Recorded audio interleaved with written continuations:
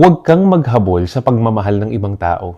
Hindi mo kailangan magmakaawa para lang mahalin ka. Hindi mo kailangan baguhin ang buong pagkatao mo para lang magustuhan ka niya. At lalong-lalo na hindi mo kailangan ibaba ang sarili mo para lang manatili ang isang taong paulit-ulit namang pinaparamdam na hindi siya sigurado sa'yo bilang partner niya.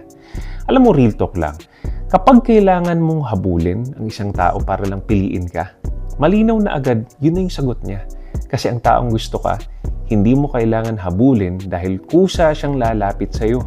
Ang taong mahal ka, hindi ka hahayaang magtanong gabi-gabi kung sapat ka ba.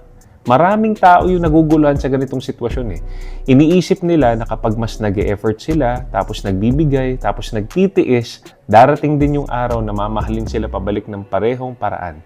Pero ang totoo, kapag one-sided na lang yung pagmamahal, kahit anong gawin mo, kulang pa rin yan sa paningin ng maling tao.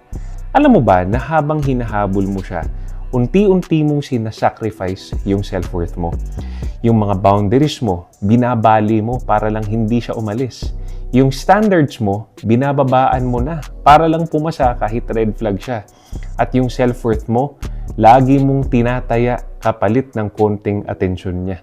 At sa huli, pagod ka na, ubos ka pa. At ang masakit, hindi pa rin sigurado yung taong yon kung mahal ka ba talaga.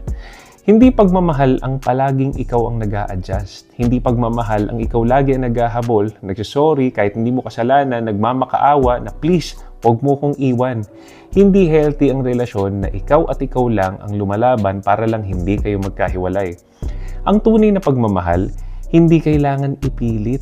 Hindi ipaparamdam sa'yo na option ka lang. Hindi rin ipaparamdam sa'yo na kailangan mong patunayan ang halaga mo. Kung mahal ka talaga ng isang tao, hindi mo kailangan magpaalala ng worth mo. Ipaprioritize ka kahit ano pang mangyari. Pipiliin ka niyan at hindi mo kailangan ipilit yung sitwasyon mo sa kanya. At irerespeto ka bilang partner at hindi ka hahayaan na ikaw lang ang lumalaban mag-isa. Kaya yung iba nananatili sa maling tao dahil iniisip nilang kailangan magmakaawa at maghabol para lang makamit ang tunay na pagmamahal ng isang tao kahit alam naman nila na minsan parang hindi na tama yung trato sa kanila. Hindi sukatan ng pagmamahal yung lagi ka nagtitiis, hindi medalya yung pagiging martir at hindi achievement ang pagiging second choice. Love should not cost you your dignity. Love should not destroy your peace and love should not make you question your value dun sa taong mahal mo. Kapag nararamdaman mong ikaw na lang ang may gustong mag-stay, tapos ikaw na lang yung may gustong magkaayos kayo, at ikaw na lang yung may gustong mag-effort, baka kailangan mo nang humingi ng sign. Tanungin mo naman yung sarili mo, ito ba yung klase ng pagmamahal na deserve mo?